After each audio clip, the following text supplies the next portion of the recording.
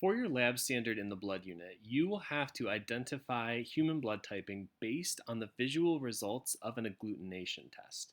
In this video, I'm going to discuss the 8 primary human blood types and what physiological features they have, which anatomical features they have, and physiological functions make blood donation so tricky. Your standard reads, I can explain blood typing and apply this knowledge to real-world scenarios. And again, this is one you will perform in the lab. Your heading, BLOOD.4, is all about the ABO blood groups.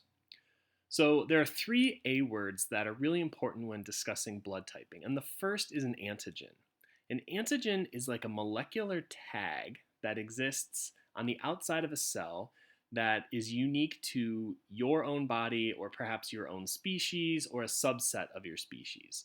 However, antigens are also capable of evoking an immune response. It's a way of telling your body whether or not the cell we are looking at is you or foreign.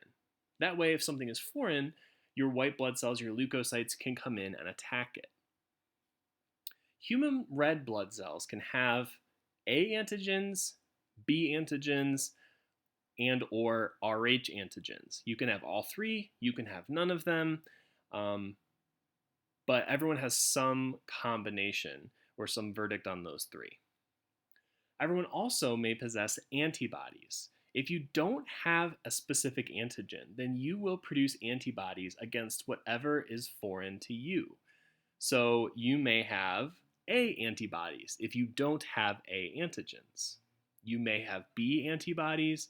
You may have Rh antibodies. You could have all 3 or none of them. If your blood cells do not possess an antigen, they will create antibodies against that antigen, and that causes agglutination, which is a clumping of red blood cells whenever we have this antigen-antibody reaction, and it can be deadly, creating internal blood clots all over and depriving the rest of your tissues of precious oxygen. 4 blood types just due to these A and B letters. We have type A blood, which has A antigens, and therefore doesn't recognize B, so produces B antibodies. Type B blood has the opposite scenario.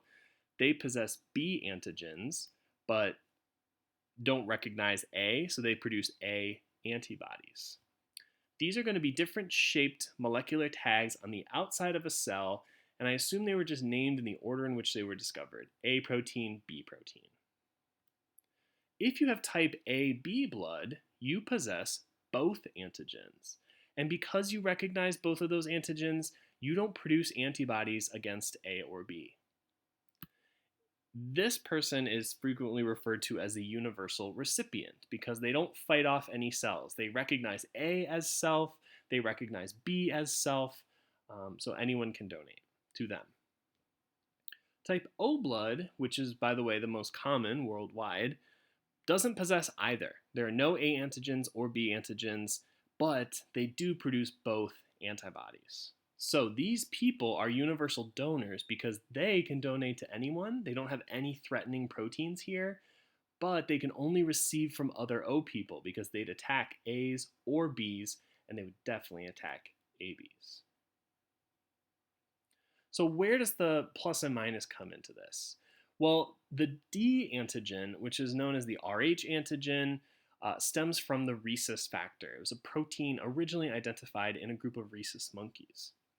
If someone is Rh positive, that's how we say that they have the D antigen on their red blood cells. If they're Rh negative, they don't have that antigen, which means they produce antibodies. Rh is important in blood donations, but it's extremely important in pregnancy. If an Rh negative mother has a child with a man who is Rh positive and that baby ends up being Rh positive, then in her first pregnancy, she will start to build up antibodies against that fetus.